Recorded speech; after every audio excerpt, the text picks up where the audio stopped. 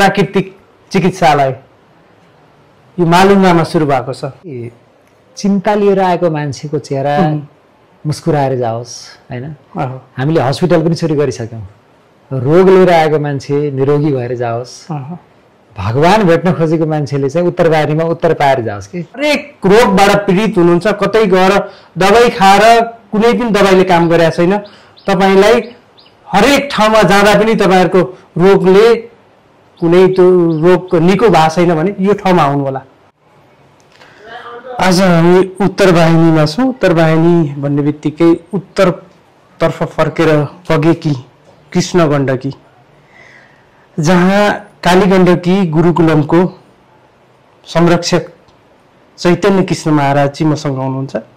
उहाँसँगको यो समीपमा उहाँसँगको भेटघाट अत्यन्तै सुमधुर भइरहेको बेलामा उहाँसँग एक दुईटा जिज्ञासा पनि थियो मेरो। आम दर्शकहरूलाई पनि जान्न मन लागेको विषय के छ भन्दा उत्तर वाहिनीको जस्तै साइन्टिफिक रिजन त्यसको महत्त्व चाहिँ के छ, यसको विषयमा पनि बताइदिनु। धेरै धेरै मिठो प्रश्न गर्नुभयो, धेरै धेरै धन्यवाद। खास गरी भूगोलमा उत्तर दिशा माथि हुन्छ कि हाम्रो जीवनको पनि निरन्तर चाहिँ ऊर्ध्वगमन भइरहनुपर्छ, हामी अगाडि बढिरहनुपर्छ, हामी माथि उठिरहनुपर्छ भन्ने सन्देश हो यो।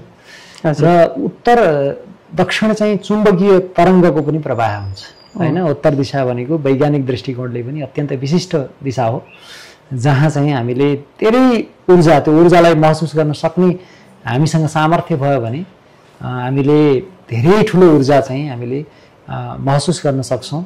र उत्तर शब्दले चाहिँ हाम्रा अनन्तदेखिका जति पनि प्रश्नहरू छन् ती सबै प्रश्नहरूको उत्तर दिने कुरा आफै पनि बोल्दैछ। उत्तर वाहिनीको मतलब उत्तरलाई वहन गर्ने। उत्तर यसै भन्दा पनि प्रत्यक्ष सुन्दा पनि त्यो उत्तर भन्ने बित्तिकै त्यसको आज बुद्ध पूर्णिमा होइन, मैले गौतम बुद्ध जन्मिसकेपछि, सिद्धार्थ गौतम जन्मिएपछि उहाँ एउटा त्यस्तो महामानव हो, जन्मने बित्तिकै 7 पाइला हिँड्नु भएको थियो। सायद कति व्यक्तिहरूलाई थाहा छैन, उहाँ जन्मिएपछि 7 पाइला कता हिँड्नुभयो त भन्दाखेरि उत्तर दिशातिर हिँड्नुभयो। उत्तर दिशातिर हिँड्नु होइन, यो हरेक धर्ममा यसको विशिष्ट महिमा छ क्या। हजुर, विशेष गरी कालीगण्डकीकै महत्त्वको विषयमा नै कुरा गरौँ होइन। कालीगण्डकी कृष्ण गण्डकीकै महत्त्वको विषयमा कुरा गरौँ। कृष्ण गण्डकी उत्तरपट्टि फर्केर बस्दा एउटा चुम्बकीय ध्रुवको कारणले पनि एउटा त्यो महत्त्व छुट्टै भयो। एउटा धार्मिक महत्त्व त कति छन् होइन।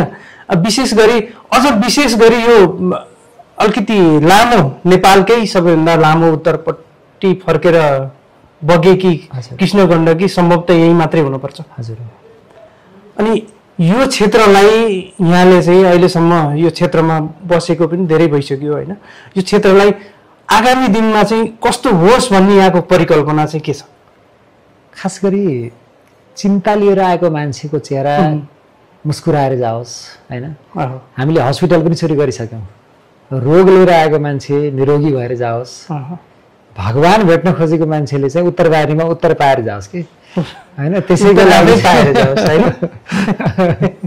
अनि हिंसा वृत्ति भएको मान्छेको हिंसा समाप्त होस्, अपराध गर्ने मान्छे अपराधबाट चाहिँ मुक्त भएर ऊ चाहिँ प्रेमको चाहिँ धारामा बग्न थालोस् हैन। गण्डकीको त्यो उत्तर वाहिनीको प्रवाह भनेको त ऊर्ध्वगमन, अब त्यो क्रोधबाट अब चाहिँ प्रेमको यात्रामा उसको चाहिँ जीवन रूपान्तरित होस्, हामीले चाहिँ त्यो चाहना गरेका छौँ। जस्तै यहाँले छ नि यो यत्रो गुरुकुल सञ्चालन गरिरहँदा आर्थिकका कुराहरू पनि आउँछन्। यसरी यो आर्थिकको पाटोलाई चाहिँ यहाँले कसरी सम्हाल्नु भएको छ? यत्रो ठुलो छ, विद्यार्थीहरू पनि धेरै हुनुहुन्छ, उहाँलाई पढाउनेदेखि लिएर उहाँलाई खानेसम्मको व्यवस्था यहाँले कसरी गर्नुभएको छ? यो खास अलिक चुनौतीको विषय छ। खासमा यो हामीले गरेको हुँदै होइन, न हामीले जानेको हो, न हामीले गरेको हो, न हामीले गर्न सक्ने हो। यो भगवत प्रेरणाले भगवानले नै हामीहरूलाई निमित्त बनाएर यस्ता खालका विचार दिनुभयो। 2072 सालमा कल्पना गरेका हौँ, त्योभन्दा पहिला कल्पना पनि थिएन। भनेपछि हामीले गरेको होइन नि, जसलाई गराउन आवश्यक भयो उसैले नै विचार दियो, उसैले नै गर्नलाई चाहिँ रुचि दियो, उसैले गर्ने संकल्प दियो भनेपछि त उसले गरेर राखेको छ। हामी त खालि निमित्त मात्रै बनाएको छौँ, पात्र मात्रै। फेरि अर्को कुरा बच्चाहरू जो यहाँ छन् यिनीहरूको व्यवस्थापन यिनीहरूसँग त आफ्नो भाग्यसँगै आएको छ नि। यिनीहरूले आफ्नो आफ्नो भाग्यसँगै लिएर आएका छन्। उत्तरवाहिनी आफैमा एउटा भगवत धाम हो, भगवानको योजना हो। त्यसैले यो भगवानको योजना स्वयं लक्ष्मीपति भगवान हुनुहुन्छ, उहाँका लागि हामीलाई पो यो कसरी बल्ला के होला कसो होला भन्ने चिन्ता हुन्छ। भगवानलाई त केही चिन्दै छैन, समस्त ऐश्वर्य र वैभवका मालिक भनेपछि यो सम्पूर्ण कृपा भनेको भगवानमा छोडिदिनुहुन्छ यहाँले? होइन, भगवानले नै गरे हो नि। हामी त केवल त्यो यसो देखिँदाखेरि एउटा पात्र मात्रै भयो, चौकीदार हो, हामी व्यवस्थापक हो, त्यति मात्रै हो। भनेपछि अहिले भर्खरै प्राकृतिक चिकित्सा भनेर चिकित्सालय संजातर्फ माथि र त्यो केही समय अगाडि सञ्चालनमा आएको छ। यसको बारेमा थोरै बताइदिनुहोस्, जति पनि हेर्नु भएको छ हाम्रा दर्शकहरूले। औषधि खाएर गरिने उपचारहरू जति छन्, औषधि खाइसकेपछि त्यसको केही न केही साइड इफेक्ट हुन्छ। एकदमै। तर संसारमा 250 भन्दा धेरै पद्धतिहरू त्यस्ता छन् जसमा औषधि नखाइकन पनि उपचार गरिन्छ। यो प्राकृतिक उपचार भनेको प्रकृतिका तत्त्वबाट गर्ने उपचार हो। माटोबाट उपचार हुन्छ, पानीबाट उपचार हुन्छ, होइन, यो अनेक बाफबाट उपचार हुन्छ, अग्निबाट उपचार हुन्छ, धेरै प्रकारको उपचारको विधिहरू छ। त्यही भएर यो प्रकृतिका तत्त्वहरूबाटै डाइरेक्ट प्रकृतिकैबाटै बनेको शरीरलाई उपचार गर्ने जुन पद्धति छ त्यो पनि अत्यन्त सफल पद्धति। जस्तो अपरेसन गर्नुपर्ने अवस्था, एक्सिडेन्ट भएका तत्काल फर्स्ट एड प्लस त्यसपछि गर्नुपर्ने कुराहरू जुन छन् ती कुराहरूका लागि एलोपेथी सर्वोत्तम विकल्प हो। त्यसमा आयुर्वेद पनि उपयुक्त छ, हैन। तर जति पनि लाइफस्टाइल बेस्ड डिजिजहरू छन् अनि ठुला खालका दीर्घकालका रोगहरू छन्, क्रोनिक डिजिजहरू छन् भनौँ न, आधुनिक मेडिकल भाषामा एक्युट भन्दा पनि क्रोनिक डिजिजहरू र नसासँग जोडिएका पेटको समस्या, हाड दुख्नेहरू, प्यारालाइसिस भइसकेपछिका थेरापीहरू, यहाँ मसाज थेरापी हुन्छ, होइन, यहाँ चाहिँ स्टिम बाथ हुन्छ, माटो र पानीमा चाहिँ उपचार हुन्छ, एकदमै आनन्ददायक। यहाँका हरेक उपचारहरू आनन्ददायक हुन्छन्। यहाँ आउने रोगीहरू डे फर्स्टबाट, पहिलो दिनबाट उनीहरू मुस्कुराउन सुरु गर्छन् कि यो त्यस्तो खालको उपचार हो जहाँ चाहिँ कतिपय रोगीहरू त त्यहाँ आएर त्यो वातावरण देख्दा देख्दै आफै ठिक भएको। यहाँको यो प्राकृतिक वातावरणै आधा रोग सन्चोनी खालको छ। त्यसमा पनि यदि हाम्रो प्रेम मिसियो, त्यसमा पनि हाम्रो चाहिँ उपचारको चाहिँ एउटा सुन्दर व्यवस्था मिसियो भने त आउने मान्छेलाई त त्योभन्दा राम्रो के हुन सक्ला।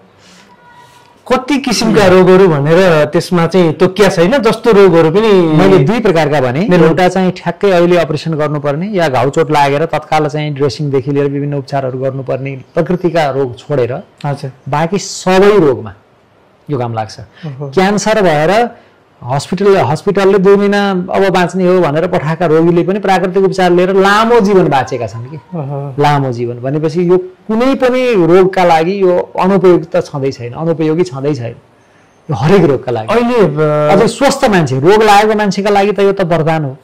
स्वस्थ मान्छेको पनि शरीरको सर्भिसिङ गर्ने पद्धति हो नेचुरोप्याथी ट्रिटमेन्ट भनेको। उसको चाहिँ एफिसियन्सी बढाउने, कार्यक्षमता बढाउने, उसको स्फूर्ति बढाउने, ऊर्जा बढाउने, यो भनेको सामर्थ्य बढाउने। यो स्याङ्जा जिल्लामै पहिलो पटक, स्याङ्जा जिल्लामा नेचुरोप्याथी हस्पिटल पहिलो पटक बनेको छ। पहिलो हस्पिटल हो यो। पाल्पा जिल्लामा पनि नेचुरोप्याथी हस्पिटल बनेको छैन। हजुर, यो भेगको सबभन्दा पहिलो हस्पिटल नेचुरोप्याथी योग तथा प्राकृतिक अस्पतालका रूपमा यो मालुङ्गाको अस्पताल यही नै हो, मालुङ्गामा। हजुर, जस्तै अहिले त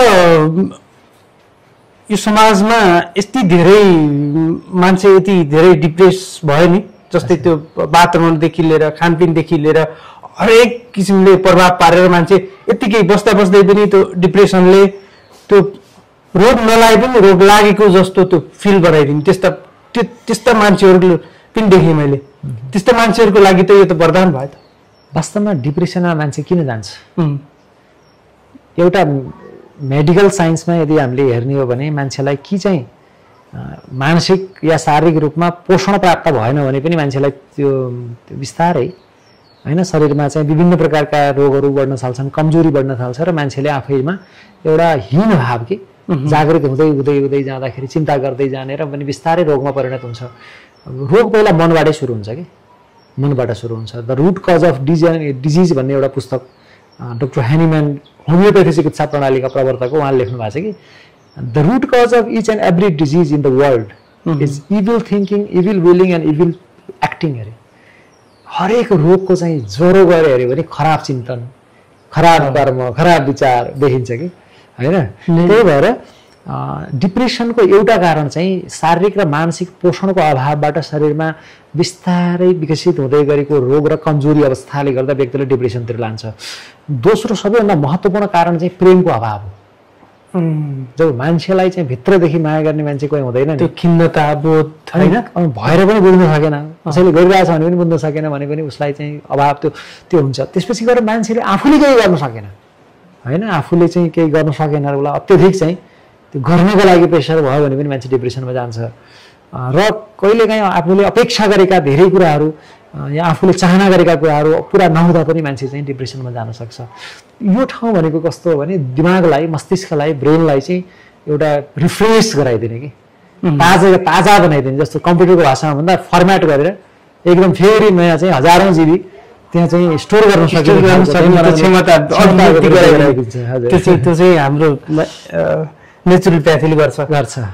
अब एउटा बताइदिनुहोस्, यहाँ मालुङ्गामा त्यस्ता व्यक्तिहरू आइरहँदा उहाँले चाहिँ कति शुल्क तिर्नु पर्ने र उहाँलाई कति समयसम्म लाग्न सक्छ त्यो नेचुरोप्याथीले उहाँलाई पूर्ण रूपमा फ्रेस बनाउनुको लागि? सर्वप्रथम त हामीले चाहना गरेको यदि हाम्रो क्षमता भयो भने, हामीले चलाउन सक्यौँ भने हाम्रो चाहना चाहिँ सम्पूर्ण गरिबहरूको हकमा निःशुल्क भोजन र निःशुल्क उपचार गर्न चाहेका हौँ। तर अहिले हामीले चाहना गरे अनुसारको वातावरण बनिसकेको छैन। अहिले जेन तेन हामीले भवन बनाएका छौँ, अहिले सामान्य सामग्री ल्याएका छौँ होइन, उपकरणहरू उपचारका लागि चाहिने। र अब हामीले सञ्चालनका लागि पनि डाक्टरदेखि लिएर विभिन्न कर्मचारीहरूलाई राखेर जब हामी उपचार गर्न जान्छौँ त्यसमा चाहिँ हाम्रा मासिक खर्च केवल मेन्टेन भयो, केवल सञ्चालन भयो त्यति मात्रै अहिले प्रारम्भिक चरणमा हामीले लिँदैछौँ। अहिलेको शुल्क पनि नेपालभरिमा सबैभन्दा सस्तो छ। जति पनि नेपालभरिका प्राकृतिक अस्पतालहरू छन् तीमध्येको सबैभन्दा सस्तो छ। यहाँको चाहिँ सबैभन्दा सस्तो छ। र हाम्रो चाहना चाहिँ यदि हामीसँग त्यो सेवा गर्ने व्यक्तिहरूको सेवाभावका कारण हाम्रो सेवा सामर्थ्य बढ्यो र हामीले चाहिँ भोजन उपचार सबै निःशुल्क सञ्चालन गर्न सक्ने सामर्थ्य भयो भने त हामीले निःशुल्क उपचार गरिदिन्छौँ। सबै गरिबहरूको चाहिँ उपचार निःशुल्क होस् भन्ने हाम्रो चाहना छ। निःशुल्क उपचार गर्न सक्ने त्यो चाहिँ तपाईँको विचार चाहिँ त्यो छ? हजुर, आगामी दिनमा त्यही नै होइजाओस्। अनि समय चाहिँ कति लाग्छ भन्नुभयो यहाँले उपचारमा? ठ्याक्कै उपचारमा लाग्ने समय चाहिँ रोग हेरेर हुन्छ होइन। कतिपय रोगहरूमा चाहिँ केही महिना पनि बस्नुपर्ने हुनसक्छ। तर अरू कुनै विधाबाट सन्चो हुँदै नभएका 20 को 19 नभएका पनि यहाँ आएपछि उनीहरूले म्याक्सिमम ठिक भएर जाने हुन्छन्, त्यो त ग्यारेन्टी नै हुन्छ। तर कतिपय समस्याहरू चाहिँ 2-4 दिन 5-7 दिनमै चमत्कारिक रूपमा पनि थाहा पाइन्छ कि त्यस्तो अद्भुत हुन्छ। अद्भुत हुन्छ। अनि उहाँहरूलाई आएर बस्नेदेखि लिएर 1 महिनासम्म जस्तै यहाँ बस्ने खाने व्यवस्था उहाँहरूले आफै गर्नुपर्छ कि अथवा यहीँबाट हुन्छ? हामीले सबै व्यवस्था गरिसकेका छौँ। बस्ने कोठाहरू, भोजनको व्यवस्था, उपचारका लागि चाहिने थेरापीका लागि सामग्रीहरू, डक्टरहरू यहाँ आएपछि सबै कुरा यहीँ हुन्छ। हामीले त्यो सबै कुराको व्यवस्था गरिसकेका छौँ। यहाँलाई धेरै धेरै धन्यवाद छ। निकै महत्त्वपूर्ण विषय थियो यो। उत्तर वाहिनीमा रहेको स्याङ्जा जिल्ला या भनौँ अथवा यो भेगकै पहिलो प्राकृतिक चिकित्सालय यो मालुङ्गामा सुरु भएको छ। तपाईँहरू पनि कहाँबाट हेर्दै हुनुहुन्छ, कतिजनाले हेर्दै हुनुहुन्छ, कृपया तपाईँहरू हरेक रोगबाट पीडित हुनुहुन्छ, कतै गएर दबाई खाएर कुनै पनि दबाईले काम गरेको छैन। तपाईँलाई हरेक ठाउँमा जाँदा पनि तपाईँहरूको रोगले कुनै त्यो रोग निको भएको छैन भने यो ठाउँमा आउनु होला। पक्कै पनि प्राकृतिक चिकित्सालयले प्राकृतिक विधिबाट नै हरेक यो यही प्राकृतिकसित रमाएर नै तपाईँले यो उपचार पाउनुहुनेछ। यो उपचार लिनको लागि कहाँबाट आउनुहुन्छ कृपया कमेन्ट गरिदिनु होला। यहाँ तल मैले चाहिँ नम्बर पनि छोडेको छु, सम्पर्क पनि गर्नु होला। यहाँलाई यो भिडियो अन्तिमसम्म हेरिदिनु भएकोमा धेरै धेरै धन्यवाद छ। नमस्कार।